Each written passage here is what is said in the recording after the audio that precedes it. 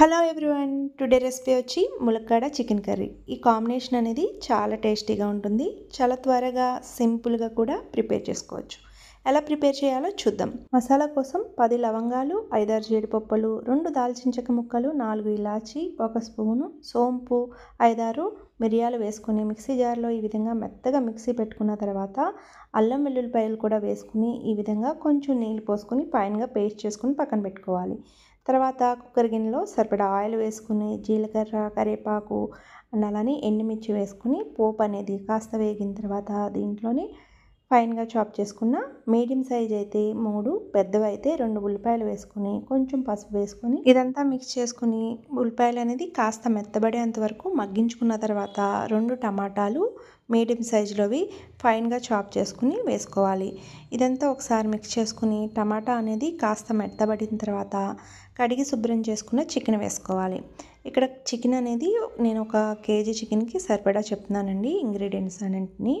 ఇదంతా ఒకసారి మిక్స్ చేసుకుని మూత పెట్టుకుని మీడియం ఫ్లేమ్లో పెట్టుకుని చికెన్లో నుంచి వచ్చే వాటర్ అంతా పూర్తిగా ఎగిరిపోయిన తర్వాత కారం అనేది వేసుకోవాలి. ఇక్కడ ఒక 4 స్పూన్స్ వరకు కారం పడుతుందండి. మీడియం స్పైసీనెస్ ఉంటుంది.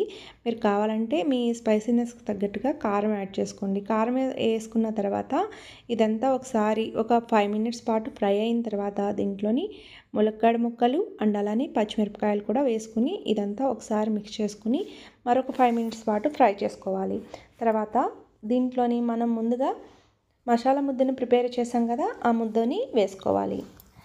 మిక్సీ జార్లో కొంచెం వాటర్ వేసుకుని ఆ వాటర్ కూడా పోసుకుంటున్నాను.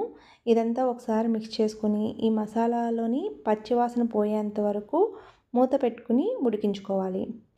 సిమ్ ఫ్లేమ్లో పెట్టుకుని మాత్రమే ఉడికించుకోండి, లేకపోతే అడుగున అంటుకుంటుంది. ఈ విధంగా మసాలా అనేది పూర్తిగా పచ్చివాసన పోయిన తర్వాత కర్రీకి సరిపడా అంటే ముక్కలు ములిగేంత వరకు వాటర్ పోసుకొని సరిపడా ఉప్పు వేసుకోవాలి. ఉప్పు వేసుకుని ఇదంతా ఒకసారి మిక్స్ చేసుకుని మీడియం ఫ్లేమ్లో పెట్టుకుని కుక్కర్ మూత పెట్టుకుని మీడియం ఫ్లేమ్లోనే ఒక 3 విజిల్స్ రానివ్వాలి.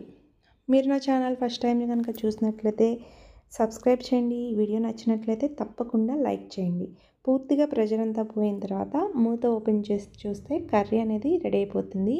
మీకు గ్రేవీ కావాలంటే ఇలా ఉంచేసుకోండి, లేదు అంటే మరి కాస్త ఉడికించుకుంటే గ్రేవీ తక్కువగా ఉంటుంది. రైస్లోకి ఎంతో రుచిగా ఉండే సింపుల్గా మీడియం స్పైసీనెస్తో ములక్కాడ చికెన్ కర్రీ రెడీ.